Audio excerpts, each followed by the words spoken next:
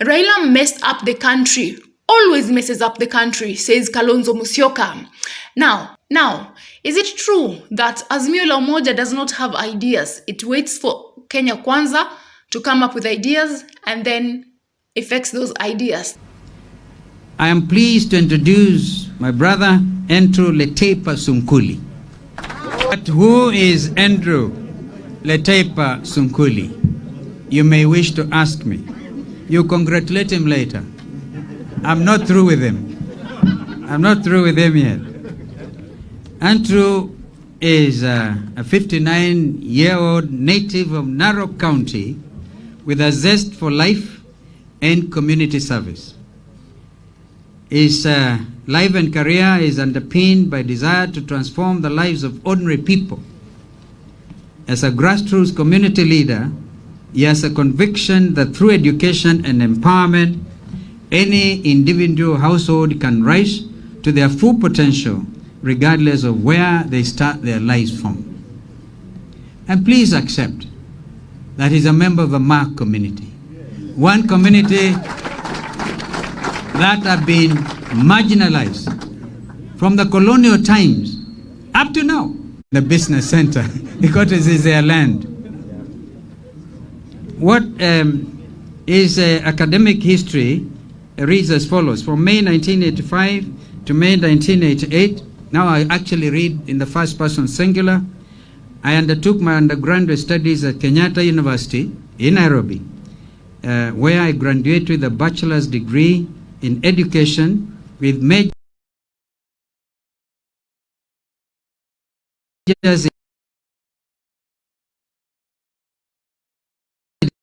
took me on a journey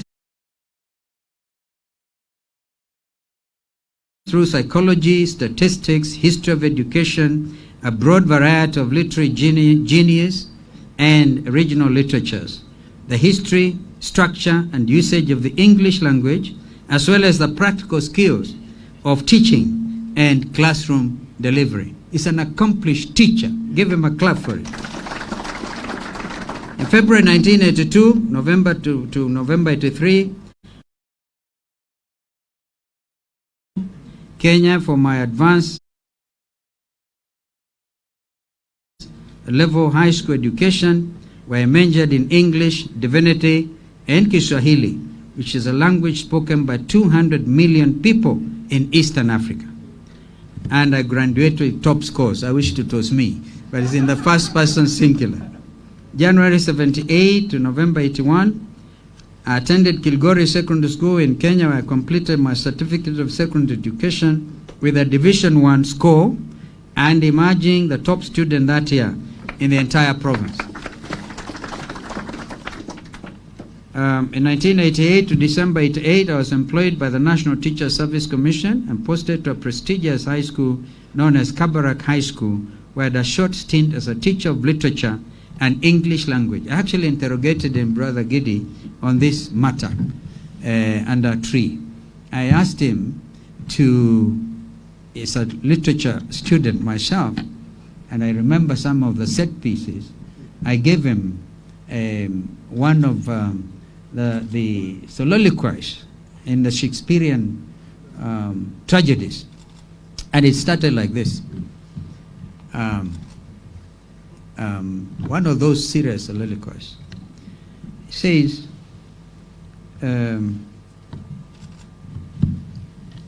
time is out of joint, oh cursed spite, that I was born to set it right.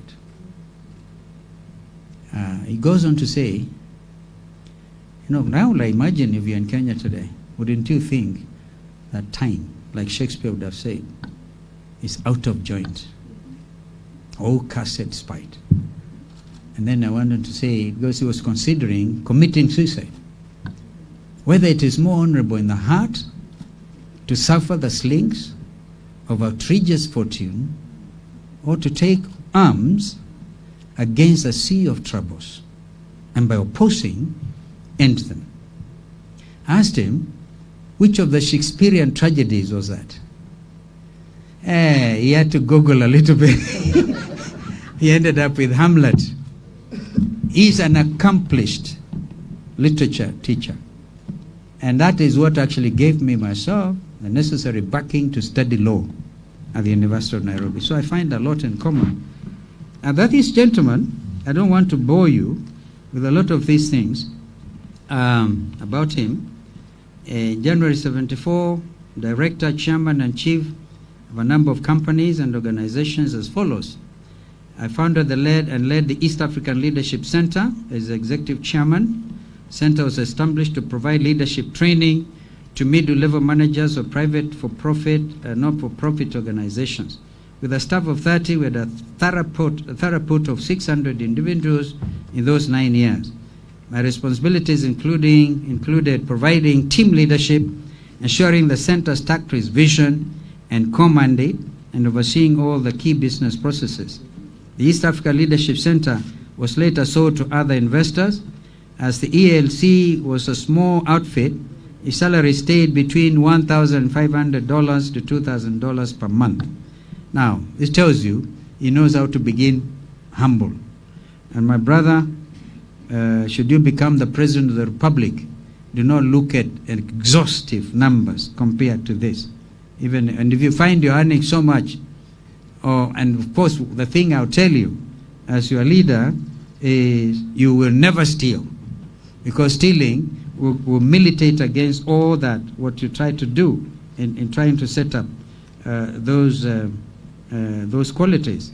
January 2001 to 2003, while I was executive chairman of the East Africa Leadership Center, he served as a board director for Kenya Ports Authority, that is KPA, having been appointed to that position by the President of the Republic at the advice of the Minister in charge of Sports and National Transportation.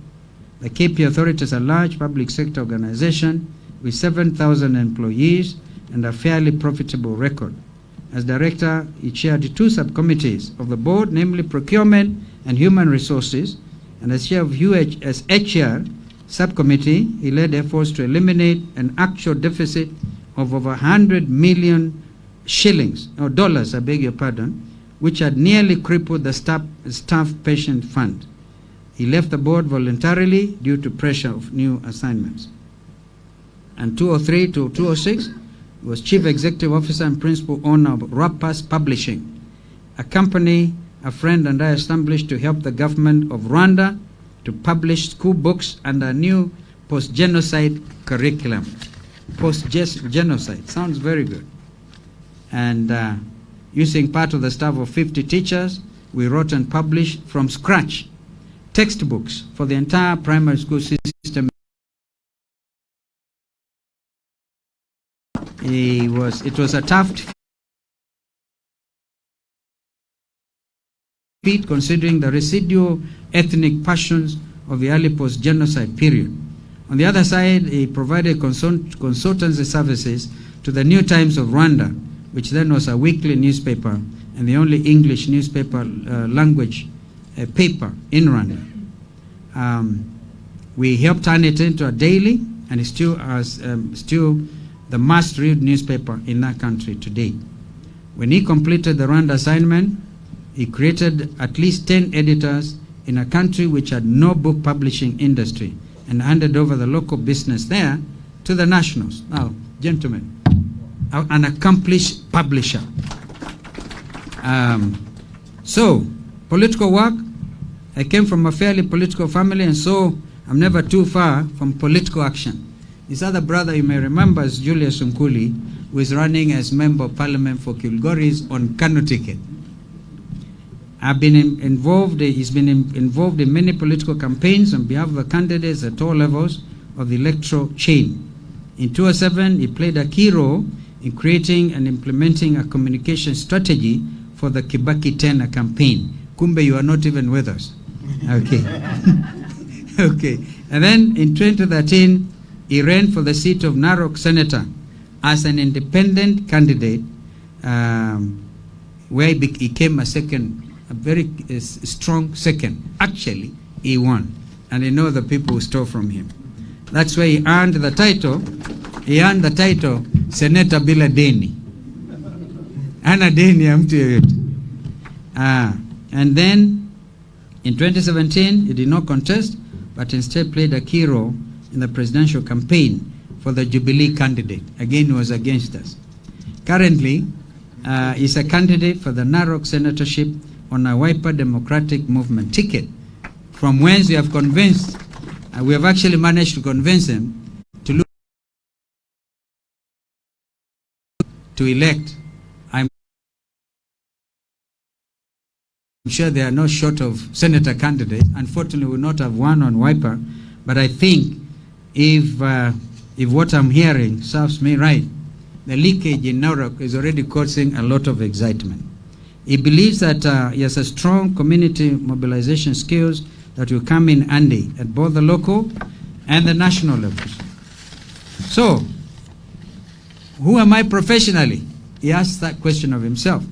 I consider myself to be 1, a teacher, 2, a publisher, 3, a writer, 4, community worker, 5, businessman, and 6, a politician. He has authored or co-authored the following titles. Number 1, a dictionary of oral literature. Number 2, a guide to betrayal in the city. I would like to read that again. Number 3, a guide to things fall apart. That's by Chinua Achebe. Number 4, sing me a song. Poems for primary schools. Number 5, the hero and the dream. A short story. Number 6, stories and poems in anthropologies. 7, many articles in newspapers. He's a family man and a devoted Christian. Devoted family man, devoted Christian with a wife and children. He likes extracurricular activities and interests. When he's not working, this is international travel. If he was a member of the 12th Parliament, he'd probably be arriving from Dubai, traveling. So, this information given this resume is correct to the best of my knowledge and recollection. Let's give Mheshimiwa Andrew Letaipa Sunkuli a very big hand. So I'm very pleased, my friends, fellow Kenyans, to commend Andrew Letaipa Sunkuli as my running mate. And I now hand over the rest of the program to Madam Agatha Solitei, Mumo Matemu, and the rest of the team to do the needful. We have a deadline which is supposed to be up to midnight, but I think we're in time. And thank you others for finding the time at very short notice. From here, we are hitting the ground running. Thank you. Thank you. Yes. Yeah, I think that's the point. Before the technical teams comes in, Andrew, you may want to say a few things. You might even decline. You might even decline after what we have said. When he came in this morning, he said, "I've never been waited for this long." By the way, I can also tell you, he's a communicator. He can speak fluent Kalenjin, fluent Maasai, fluent those you tell us. Asante sana. Asante sana. Your Excellency, the 5th President of the Republic of Kenya,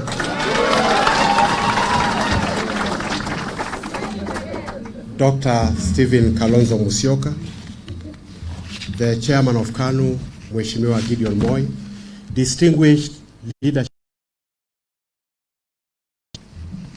ladies and gentlemen, good afternoon. Two things I should say first. When he mentioned that I did not indicate whether I was Rudisha, Rudisha is my nephew. And I'm the one who hosted the party when you gave him the bull. The last time I was here, ladies and gentlemen, was a month ago to receive my certificate of nomination for the seat of senator. And so even before I say what I'm going to say, this is already promising to be a weird election season. Because when the party leader made the phone call to me to ask me to come to his home, I was in Narok campaigning for myself and on his instructions campaigning for Raila Odinga. This is a weird election season. It is also a Davidian moment. A Davidian moment in the sense that, as in the days of Jesse, a young, not so young in my case, herds boy looking after his cows and sheep gets called and summoned, and as every herds boy knows, obedience is the first attribute of being a good. And so I come, not knowing the message. And now I'm here, standing in front.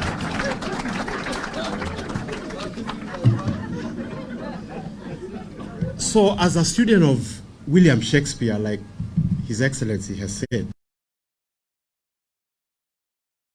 to his house and he said, you know what? You are going to be my running mate. I thought we are going to be jogging together.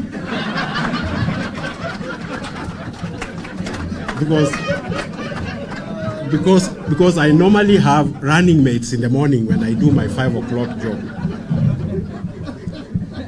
So I was happy that I was going to be running with my party leader.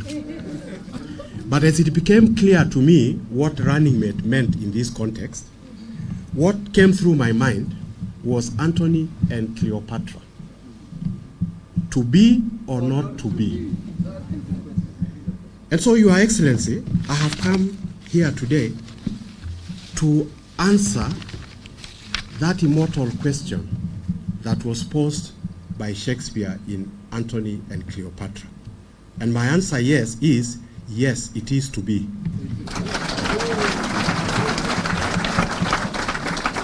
And with all humility, therefore, I accept the nomination to be the running mate of the presidential candidate of the Wiper Democratic Movement.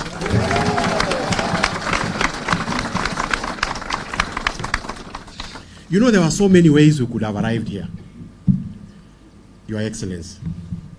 One, you could have called me to the Serena for an interview.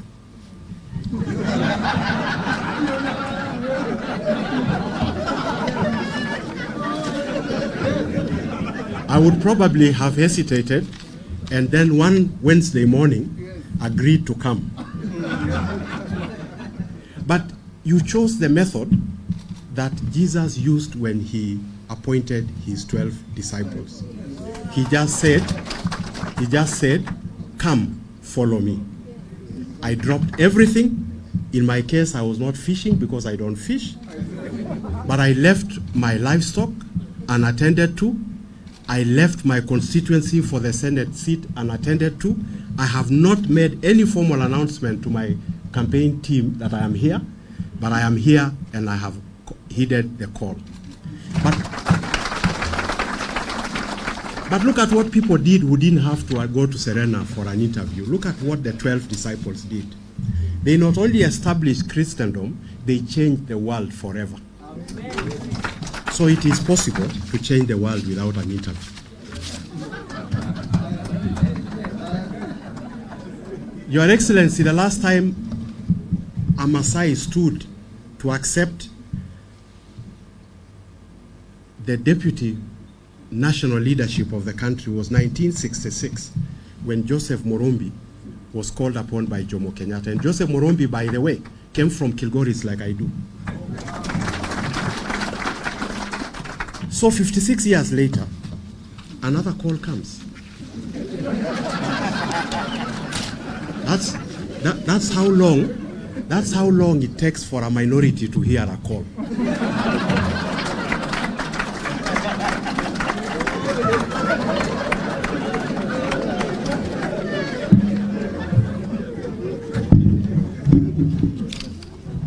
And so I am privileged that, because I asked myself, what the heck what is it that Dr. Kalonzo Musyoka, who happens to be a friend of mine, actually, off the record, my wife is a friend of Mama Pauline, having worked together at the central bank.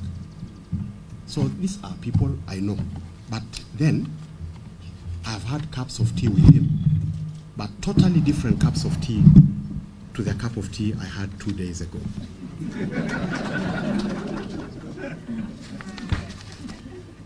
And so I'm humbled on my own behalf and on behalf of my family and my community that this call has come at all. Your Excellency, this country is getting used to majoritarian tyranny. And it is an uncomfortable thing to get used to. Because if all that we are ever going to chase are quantities in numbers, when shall quality ever find its place? It's in history. History has shown that herdsmen and shepherds have the longest endurance. They have provided leadership in the most difficult of times. But because of the method of of Western democracy, where numbers are tallied on paper, and only people with numbers shall see the light of day, it is the most courageous thing you have ever done in your life to appoint a pastoralist with not the kind of numbers that people talk about to be your deputy. But I shall concur with the English people when they say, fortune favors the brave. And that bravery shall pay back upon you. Your Excellency, your manifesto shall be my manifesto, and your party shall be my party. And because this is not the day to delve into my heart, let alone my mind, because I do these things all the time when I write books. Let me say, without equivocation, that on behalf, for the sake of my people of Narok, on behalf of the Maasai people wherever they are in Kenya and East Africa, on behalf of all pastoralists, on behalf of all marginalized communities seeking inclusivity in a majoritarian environment, I accept this nomination on their behalf.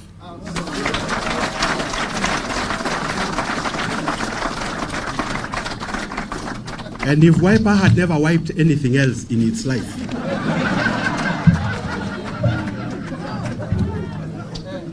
it's going to wipe the pastoralists. Take it from me. So, Your Excellency, the journey has begun. And the journey of 1,000 miles starts but with one step. And so it starts here, it starts today. And I concur with you that we did not come here to bury Caesar. We are saying that we are a party of inclusivity, we are a party of unity, we are a party of kazi bila wizi. And we, having brought me to the national table, the table of national conversation, this is irreversible, you know.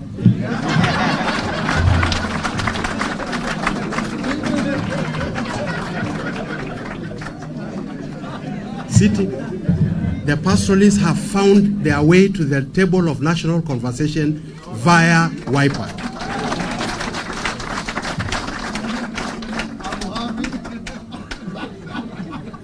But having said that, as one of your key advisors in this journey that is definitely going to be tortuous, probably treacherous. I will at all times advocate that the nation must always dialogue with itself.